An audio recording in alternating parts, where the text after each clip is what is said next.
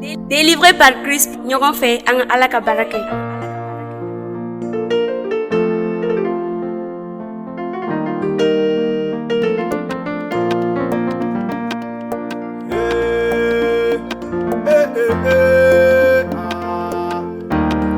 Aïe aïe aïe, c'est Jésus qui est fort.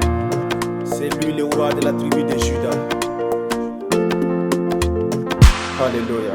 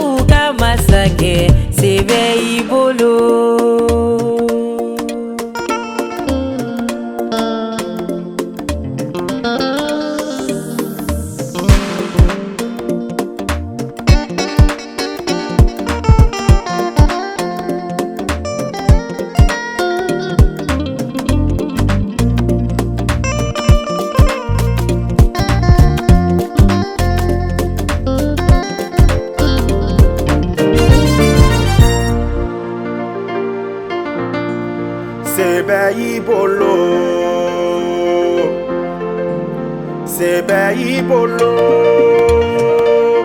Yesu fanga babeila fanga beila sangolo masa oye Yesu ye dugukolo masake Yesu ye ala yere ye Yesu korota masake oka masake Aumbeitano,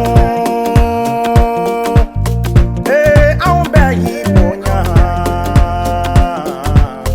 Yesu ambeitano, kabonya badaika.